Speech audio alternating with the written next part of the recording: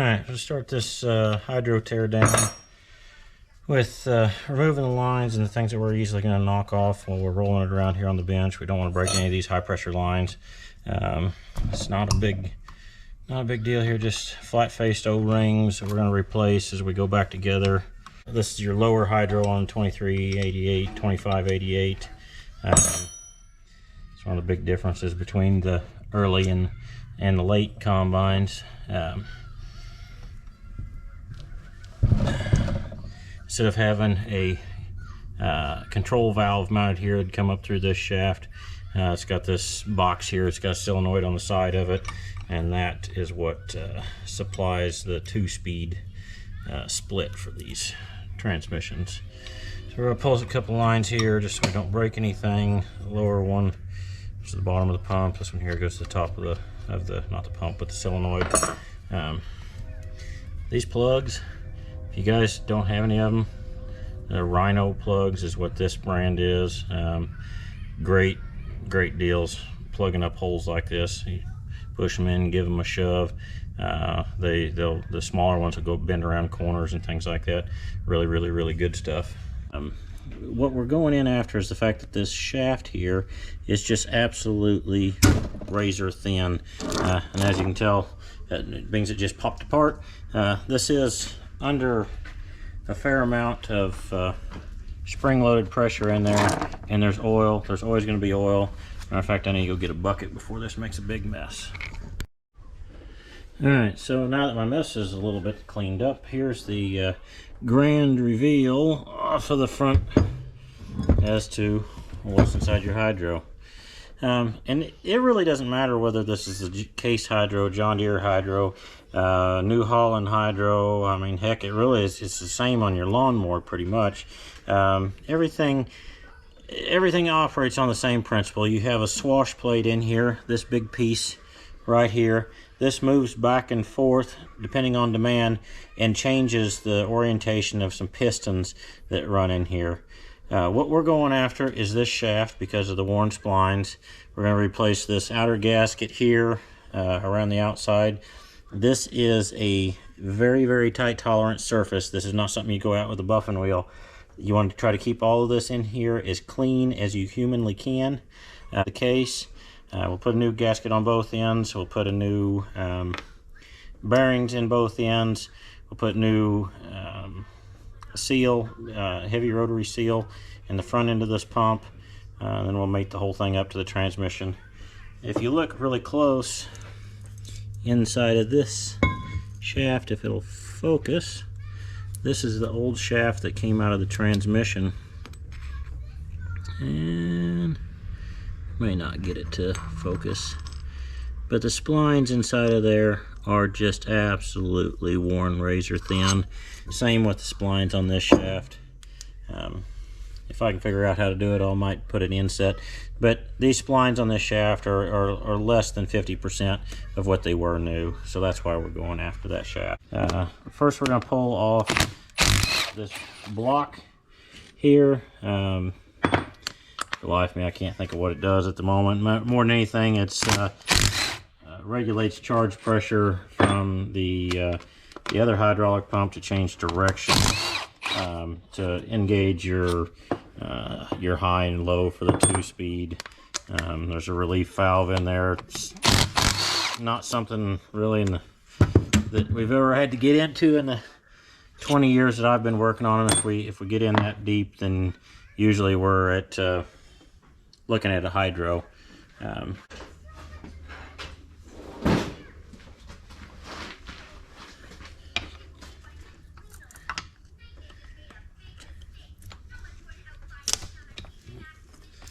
This will slide that housing out of there.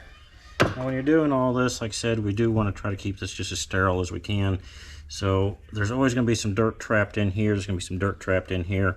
We want to take and be careful, because this section right here is where the heart and soul of your hydro is at. This brass plate right here is lapped to this surface in a zero tolerance fit. It's the film of oil that this hydro runs on that actually allows this plate to keep from galling this plate up. So when we're putting it back together, we've got to watch for absolutely any dirt or material that we get in there. What can cause scratches on this surface, can cause loss of hydro pressure, cause issues down the road. We want to look around this surface here and this surface here for hot spots, fading, spots with obvious no contact, all that kind of stuff.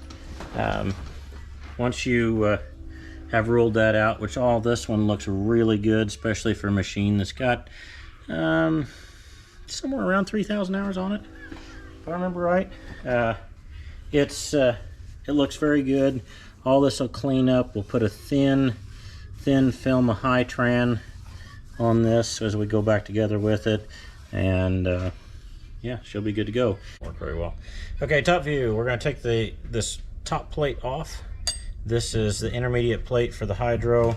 It's pinned in place. I've just popped it loose. We're going to take this off. We're going to set this over back onto our other plate in the correct orientation. This little bearing is the one we're going after. Bearing splitter on here very carefully, and we're actually going to put down a couple of clean old t-shirts or shop rags here so that we don't scratch this plate. Every hydro man out there is probably cringing at the moment that we're doing this. We used to do this out in the field if we had to. During days as a service tech, it wasn't very often, pretty rare, but I've done it a couple times. Pull one of these off the side of a combine, rebuild it on the tailgate, throw it back in the combine, get the farmer back in the field. Been doing this since I was 14.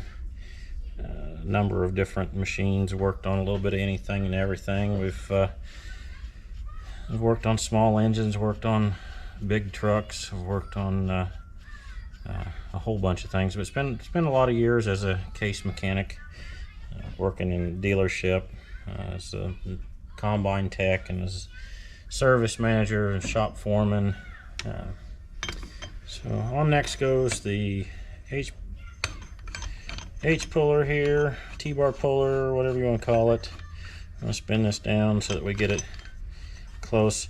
We're not worried at all about ruining this bearing. If we blow the cage out of this bearing, it's not a big deal. It's getting a new one. There's no question about that. I ain't going to put an old one back in. If it just came right off, I might if there wasn't one available. But to me, it's just not worth the hassle, not worth the possibility. Bearings come in so close tolerance between one and the next that it's pretty rare, honestly, even that we need to change shims. We'll check clearances on a lot of things on the transmission, but for the most part, you typically find that you don't have too much problem. So hopefully, just got a little short 13mm wrench on top. This is a, I don't know, an inch or something like that here on the bulk of the puller. We're gonna give it a little grunt, and that thing should pop and come up off of there. Like I said, if the cage blows apart here in just a second,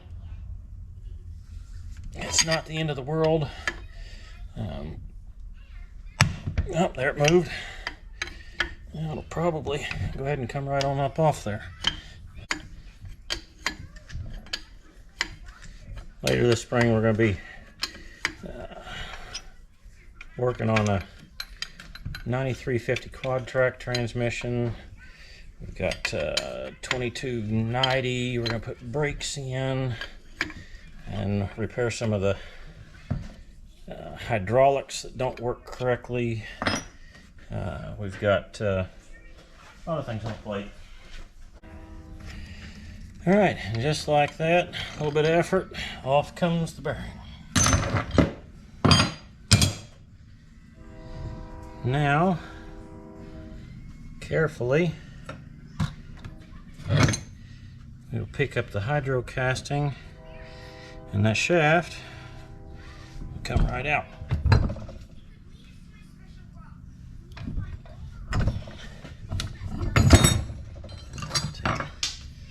Take that out of the way, drop some stuff on the floor.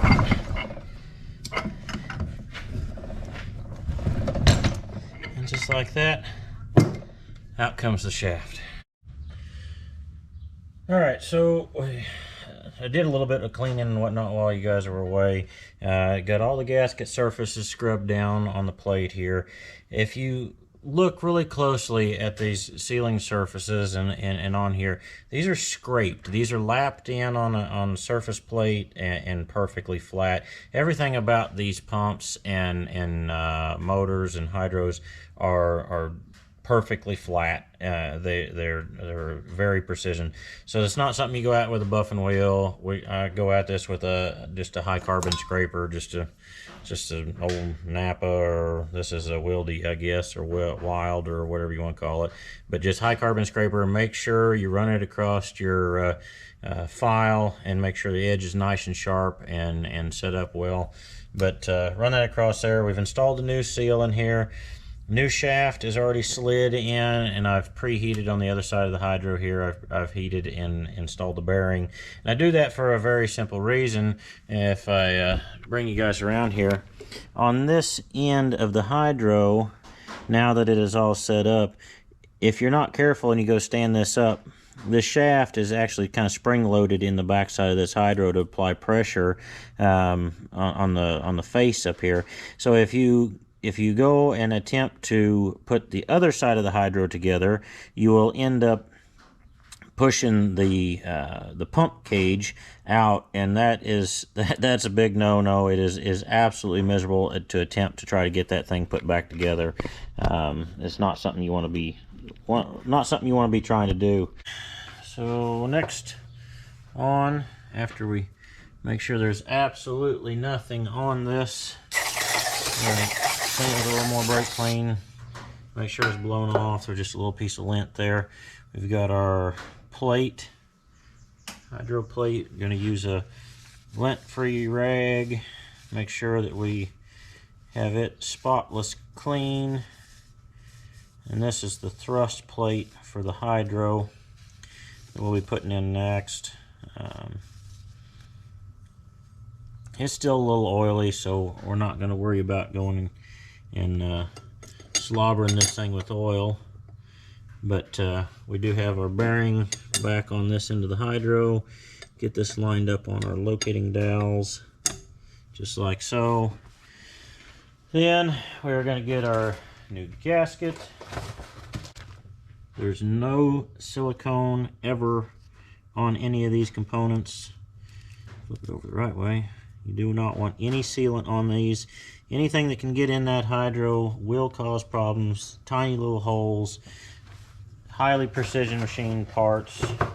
It needs to be clean and dry. Two things that every mechanic I've ever worked with hated hearing me say is clean, clean, clean, and dry, dry, dry. But that's the way that these hydros need to be done. Everything needs to be very clean, very dry. The only thing that gets oil or lube on it is going to be the mating surfaces here. And like I said, this is still got a little oil on it. When we fill this hydro, it will submerge everything on both sides of it. So nothing too bad that we've got to worry about there. So next we are going to put on this end of the hydro.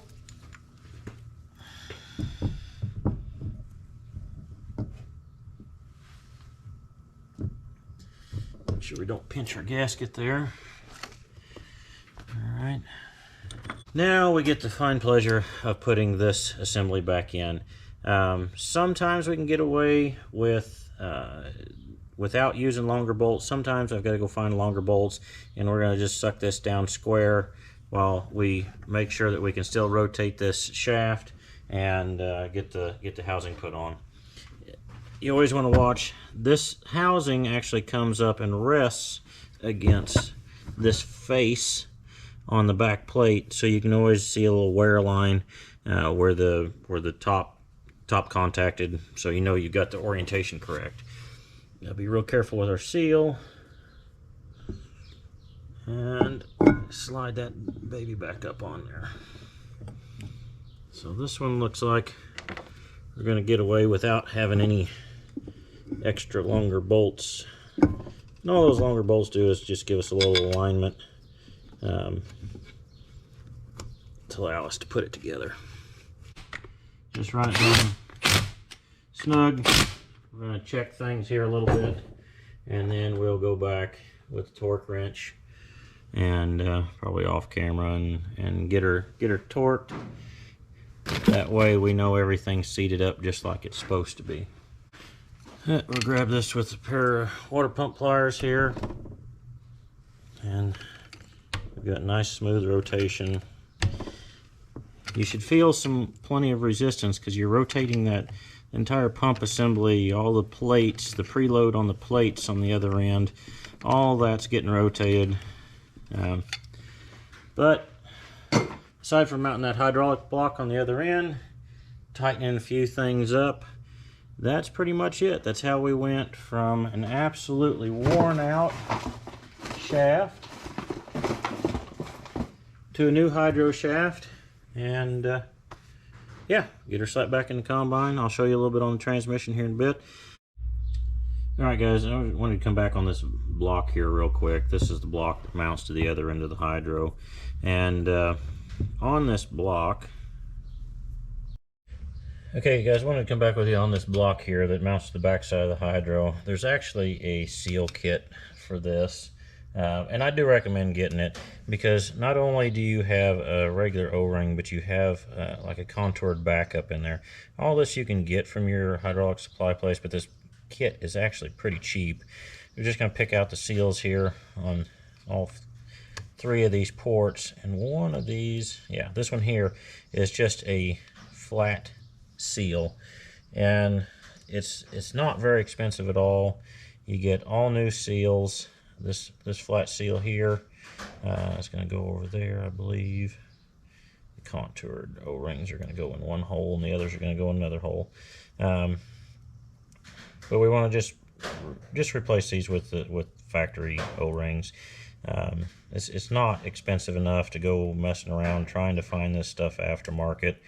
Okay, one last thing, being we're tidying things up here on the back end of this hydro. These lines, guys, this is high pressure. If the charge pressure on the combine's been raised in order to get header to lift, say you bought a draper for your 2388 and you're trying to get that sucker to come up off the ground, which Lord knows they're heavy enough, they cause all kinds of problems. These lines back here, it doesn't just raise your charge pressure for your header lift, it's also going to raise charge pressure in the system. In hydro relief, we can raise line pressure on that to give you more power going uphill. Once you get up so high, you start blowing this little black line here. This little black line is under full load, full stress, full RPM is like 8,500 psi of hydro pressure. If oil comes spraying out of that thing, or that thing starts leaking, keep your hand away from it. I've met more than one mechanic that's missing a finger because they got oil injected into them from oil spray on that little line right there. It's not something you want to go reaching down there going, yeah, I think that's where it's at, because it'd cut right through you. Okay, so I got the other part of this this worn hydro shaft here. This here's what we were working on. All right, what we've got, if you can see, is the splines from the hydro shaft. We get out here, there's just a slight amount of play. If we get this thing in far enough, get in the magic sweet spot, there's a tremendous amount of play in there. There we go. And that sits in there, rattles around in the transmission and that. So this is what couples into the transmission. This housing here bolts into the side of the transmission, supports the second gear shaft, or the top main shaft in the transmission. So we're going to pitch this, going to install a new one, new splines. So we're going to start off putting new bearings in this, or a new race inside of this housing. Okay, so we got that one driven in. Next, we're going to drive this one in. These roller bearings like this have a rounded edge and a flat edge. Depending on which application you've got or which direction you're going, depends on which way you install them. They can technically go both ways. I always like to have the tapered side going in. Just always felt that gave me a better a better setup. Drive that in until it's flush, and we're going to flip this over. And in the back side here, this here is where the bearing in the transmission runs. The other, actually, it'll be this bearing right here runs in there. The bearing for the main shaft runs in the back side of this housing. So if we can get this driver apart, we'll flip it over. These aluminum drivers get beat up through the years pretty bad. Sometimes got to run a drill bit down through them and clean them up. So I'll drive that one down in there.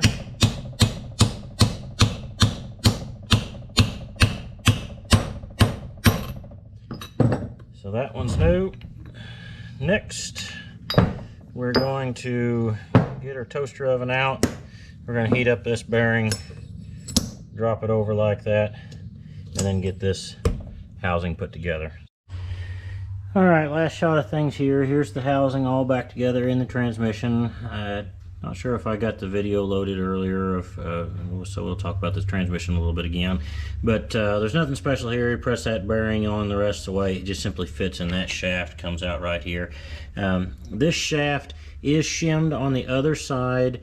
So when you get this back together, one of the things you got to do is you've got to make sure this gear set down here is on a set of needle bearings and is free floating on the shaft.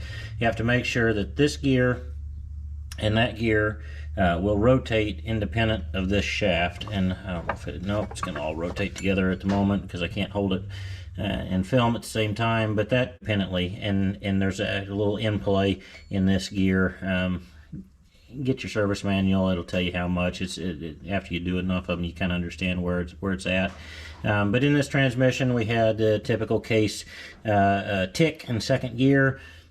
We'd lost a tooth off of this gear. It had ruined this gear down here in the process. So we put this gear in, had to take the shafts out, put new shift shaft seals. You've got to pull the differential out.